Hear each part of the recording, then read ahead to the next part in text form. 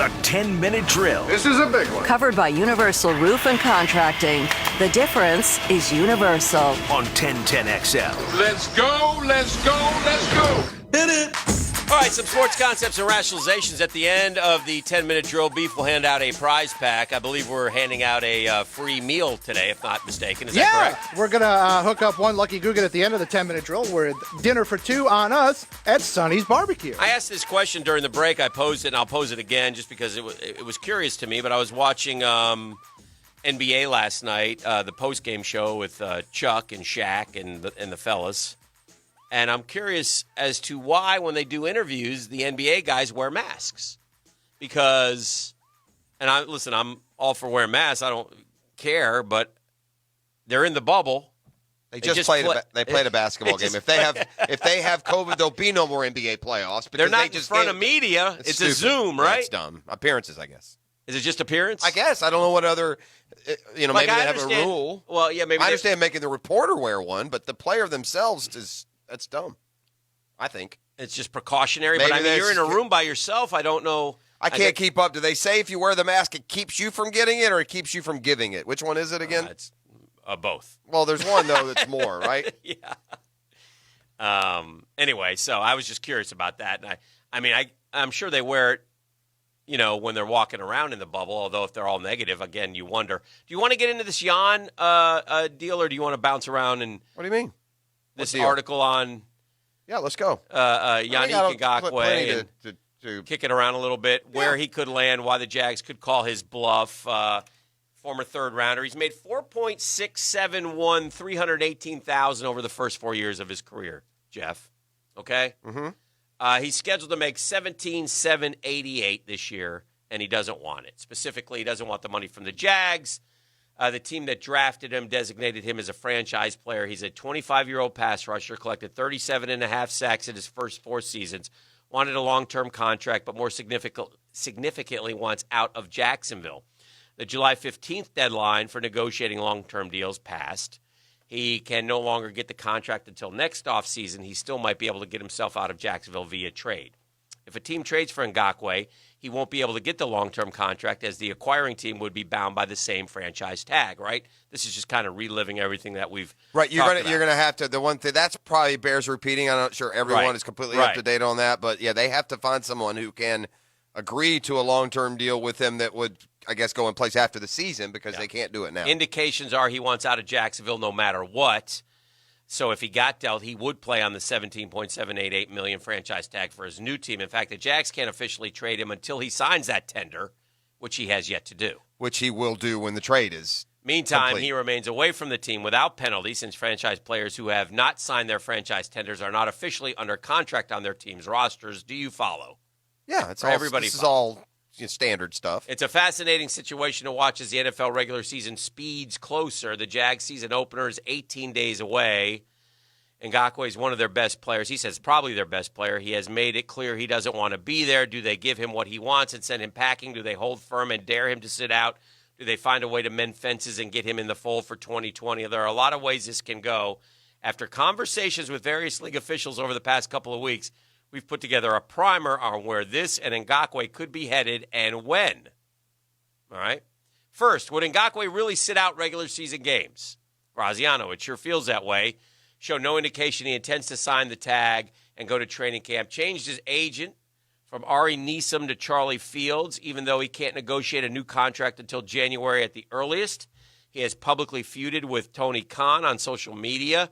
The two sides came nowhere near agreement on a deal July 15th. Is there a part of you that wouldn't mind saying, okay, fine, see you in 2021. We'll talk to you in the offseason.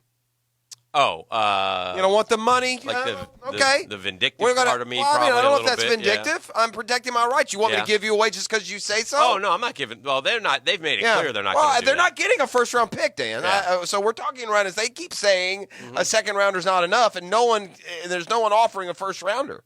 Okay. And would you give a first-rounder for Jan? Only if I knew I was going to keep him. Yeah. Even then, I'm not sure. I would. If I had, I wouldn't give a top 10. Yeah. But if I was picking 21st, I wouldn't argue with that. Yeah. I don't know if I would, but yeah. Could he sit out the whole year? Yes, but it's hard to see how that would help him. Again, he has made just less than $4.7 million. If he signed the tender, he just about quadruple that in 4 months. Hard to overlook the significance. Compare Ngakwe's situation to the one in which Jadeveon Clowney found himself a year ago. Clowney was Houston's franchise player, didn't want to be there. The Texans became convinced he was willing to sit out the season, so they traded him to Seattle. They even paid part of the contract to get it done. But by that point, but they got a first rounder, right? Well, no. They got a third. But by that point, and they had to pay some of his salary. Didn't they get a player or something that wasn't? They got a player and like a third-round pick. Who was the player?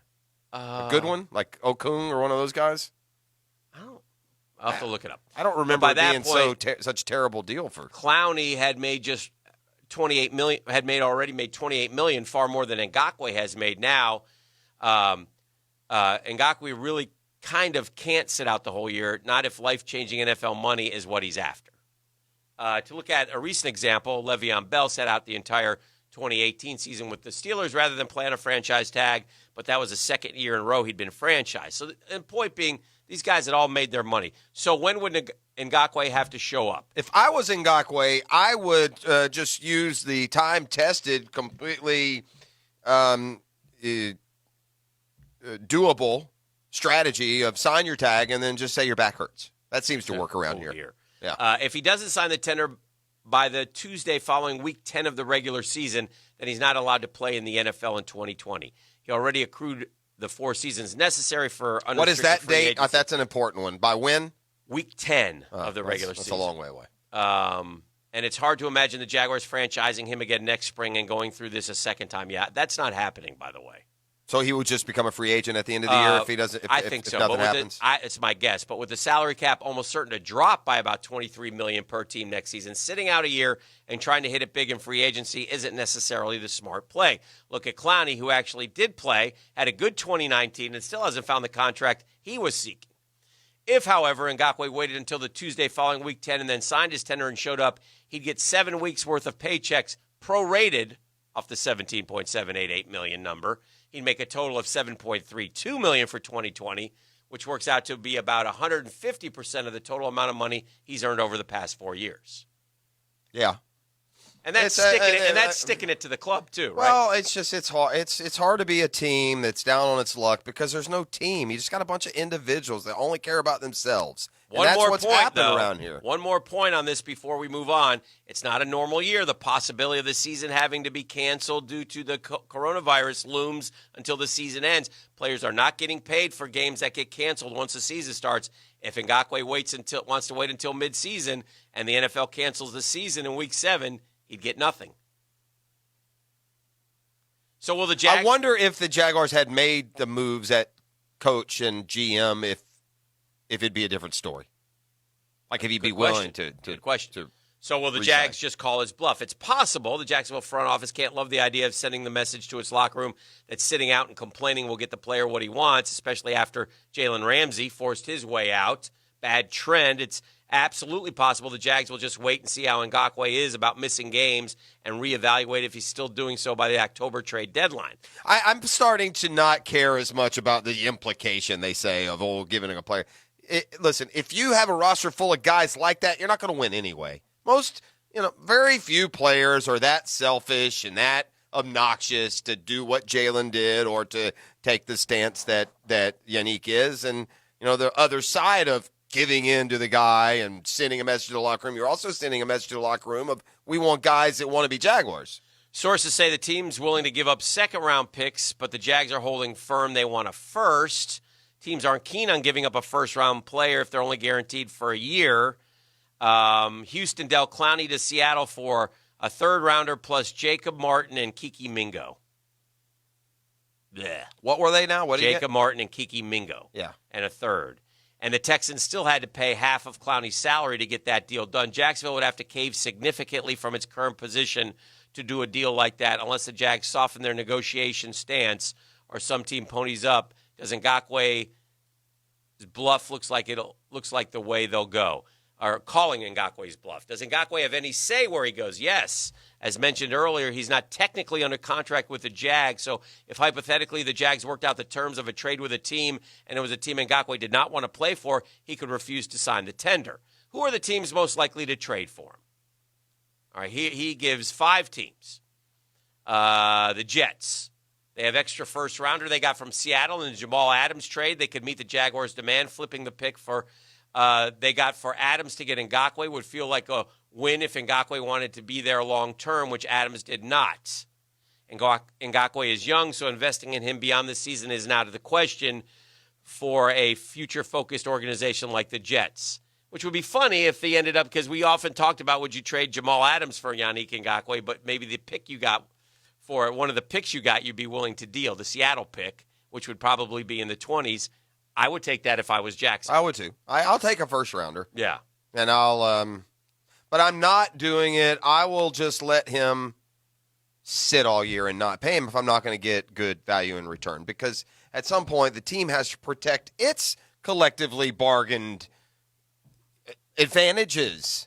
This somehow this notion that to make 18 million top 5 money is an unfair deal is ridiculous. The Dolphins have an extra first rounder from Houston from the Tunsil trade. They just had 3 first-round picks. If Miami sees Ngakoue as a potential long-term answer, there are worse ways they could spend their extra first pick. I think teams like that should consider it. Yeah, and again, the Dolphins have the capital. They have multiple second-round picks too, so yeah. They wouldn't be getting. John's a good player, and if he's on the team and he's happy, he's going to be a good addition to whatever team he goes to. I don't. And he has the right to this is his one chance to ask for more money. I didn't like all the name call. I'd like for there still to be some professional football, and the name calling, the back and forth between the president and it's just unseemly on both sides. Yeah. I mean, to evolve into just like a couple of, a celebrity going at a politician on Twitter was, I thought, immature. The Eagles, they would have to clear up some cap space, but they're a win-now team, so they've been in the mix as a potential suitor for Ngakoue all offseason and still haven't ruled out the possibility, but they do have cap gymnastics to go through the next couple of years. A first-round pick might be too high a price for a player whom they might not be able to afford beyond 2020. The Bills, like the Eagles, the Bills are close to the cap. They'd have to juggle to get Ngakoue, but Buffalo made the playoffs last year, and the AFC East is there for the taking. And lastly, the Lions, general manager Bob Quinn and coach Matt Patricia are dealing with major win-now pressure, unpredictable year, tough division. Adding Ngakoue to the pass rush would be a capper on an offseason that saw a significant overhaul. So nothing really new. Nothing new there. That's just kind of just reestablishing. Kind of sets it if you're really curious about the Ngakoue thing and what could happen and the parameters around it as we go forward. The bottom line is this. If I'm Jan Ngakoue, and again, $7 million is a lot of money, to play from week 10 on, but $17 million for 16 games is, I will say this, is good. I'll play the 6 games for $7 million. You'd rather do that? But I'm not saying I'd rather, but that's more. I mean, you understand, Jan's never made $7 million. Oh yeah, I understand. That's that. a nice. We talked about what he's made. Half a year. Yeah, it's 150% more than he's made in his whole career. So yeah, I get that. But if I don't want to be here, I'm saying. Yeah, but I'm not saying I would personally. I'm saying I hear if what I'm you're saying. Jan, No. Okay, I agree. I'm okay with that as a bailout. Yeah. So anyway, that's the Jan Ngakoue story. Bottom line is it's $1 million a game. Yeah, which is pretty much. Yeah, a little more than that. Yeah, and he's not worth. And when you put things in those terms, then he screams, "No way is he worth $1 million a game." So that's $2 million a sack. Also, you can also look at it that way. You could look at it that All way. right, you know what the term life hack is? Are you aware of that? What's going on with the life hacks? Beef, you know what it is. A life I'm hack. very aware. Huh? Yeah, yes, I'm a very life aware. hack is when you come up with some solution to like an everyday problem, like a workaround. Like you use a coat hanger to open your car door. Okay, that'd be a life hack. You're not calling it, the guy with the. So, this would apply to you today because you're 4 eyes. When you put your mask on, yes. Do your glasses fog up? Yes. Well, we're going to see what's trending, and one thing trending is a life hack to stop that from happening. Oh. So all you glasses wearers out there, I'm gonna stop your glasses from fogging up with today's edition of the Top 5. They definitely fog up. I take them off when I put the mask on. Yeah. Well, so there you go. See what we're doing? Changing lives. Beef, let's do caller number 4 right now at 641-1010 and tell them what they're going to win. Caller number 4 right now, 641-1010. Going to go home with dinner for 2 on us from Sonny's Barbecue. Call now.